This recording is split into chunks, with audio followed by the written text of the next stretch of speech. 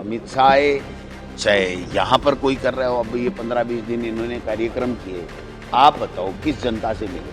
नहीं तो वसुंधरा जी के ग्रुप का है या और किसी के ग्रुप का है तो वो कहते हैं नहीं आप नहीं हो, वांछित नहीं। उनके बीजेपी में एक बहुत बड़ा जोरदार शब्द है अभी इसी शासन, और उसके पैसे भी लेके मैं धन्यवाद देना चाहता हूँ कि मेरे इलाके में एक उन्होंने अच्छा काम किया।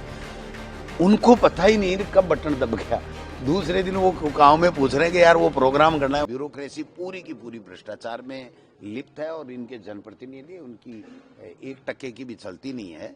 ये तो अपना समय व्यतीत कर रहे हैं और पर्चियों का इंतजार करते हैं कि कौन सी पर्ची कब बदल जाए, कब आ जाए, उसका काम कर रहे हैं। इनको चाहिए कि 2 साल के ऊपर इनको बताना चाहिए पूरे प्रदेश की जनता को कि हमने आपके लिए ये काम किया है।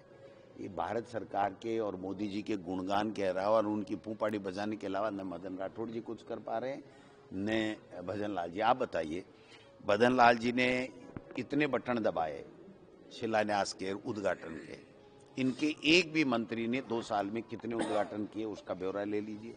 अपने प्रभार वाले जिले में या अपने खुद के विधानसभा में कितने किए वो बता दीजिए। ये बटन दबाना सीख गए, इवेंट मैनेजमेंट सीख गए। भजन लाल जी जिस दिन बटन दबा के आते हैं, शाम को उनको पूछे कि भाई किस किस का कहाँ से आपने उद्घाटन किया तो पता नहीं। मेरे यहाँ सरवण बगड़ी जी जो यहाँ महामंत्री हैं, ये एक लेकर के गए थे PHC अपने गाँव में अभी इसी शासन, और उसके पैसे भी लेके। मैं धन्यवाद देना चाहता हूँ कि मेरे इलाके में एक उन्होंने अच्छा काम किया। उनको पता ही नहीं कब बटन दब गया, दूसरे दिन वो गांव में पूछ रहे हैं कि यार वो प्रोग्राम करना है। बोले भाई साहब वो तो कल रामगढ़ में आए थे ना, मुख्यमंत्री जी बटन दबा गया। अरे यार मेरे को पता होता तो मैं बटन रोक लेता।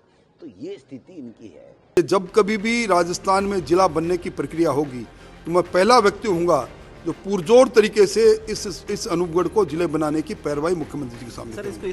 कांग्रेस के दिग्गजों ने आज जिस प्रकार कांग्रेस को छोड़कर भारतीय जनता पार्टी का दामन पकड़ा है, ये भी उसी बात को दिखा रहा है। पायलट तो कह रहे हैं झेलना है, झेल लीजिए। युवाओं का आह्वान कर रहे हैं वो कि भजन सरकार को आने वाले 2 साल 2.5 साल और झेलना है, फिर तो वापस कांग्रेस की गवर्नमेंट आ रही है। गोविंद जी से मैं कहूँगा कि वो इस RPSC पर बहस रख ले। विधानसभा में मैं तो हूँ नहीं, पर एक बहस अगर निकली, बात निकली तो बहुत दूर तलक जाएगी। और मैं उन्हीं को कह रहा हूँ कि अगर हिम्मत हो तो आप वो बड़े नेता है कि स्थगन प्रस्ताव लेकर आए, RPSC पर बहस चलाएं। RPSC में क्या उनके काम समय में हुआ, क्या क्या ऐसी बातें जो अभी भी कहीं न कहीं छुपी हुई है। लाख छुपाए छुप नहीं सकेगा, राज इतना गहरा, गहरा राज सामने आ। पायलट तो कह रहे हैं झेलना है, झेल लीजिए। युवाओं का आह्वान कर रहे हैं वो कि भजन सरकार को आने वाले 2 साल 2.5 साल और झेलना है, फिर तो वापस कांग्रेस की गवर्नमेंट आ रही है।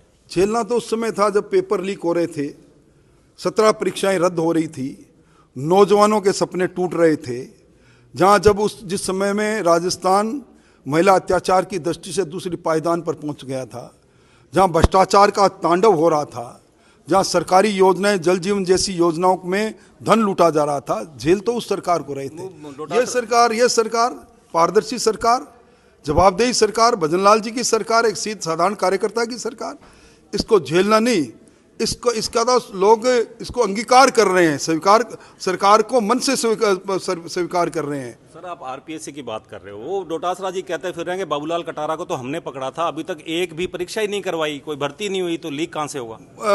गोविंद जी से मैं कहूँगा कि वो इस RPSC पर बहस रख ले। विधानसभा में मैं तो हूँ नहीं, पर एक बहस अगर निकली, बात निकली तो बहुत दूर तलक जाएगी। आपके पुराने प्रतिद्वंदी? हाँ, प्रतिद्वंदी मेरे दोस्त है, तो मैं समझता था कोई आपने मैं समझता साडू भाई का या ऐसा कोई वो कहते रहते हैं। नहीं, मैं समझता हूँ कि वो अगर है, उन्होंने 2 बात कही थी, सरकार में कामकाज नहीं, तो मैंने उनका था, उन्होंने कहा जंतर मंतर पर या रामनिवास बाग के अंदर हम बहस करें, तो हमने कहा आप उनको चुनौती दे रहे हैं। मैंने कहा रामनिवास बाग पर नहीं, आप विधानसभा में बहस करो, 2 साल बनाम 5 साल के। और मैं उन्हीं को कह रहा हूँ कि अगर हिम्मत हो तो आप वो बड़े नेता है कि स्थगन प्रस्ताव लेकर आए, RPSC पर बहस चलाएं। RPSC में क्या उनके काम समय में हुआ, क्या क्या ऐसी बातें जो अभी भी कहीं न कहीं छुपी हुई है। लाख छुपाए छुप नहीं सकेगा, राज इतना गहरा, गहरा राज सामने आ जाएगा।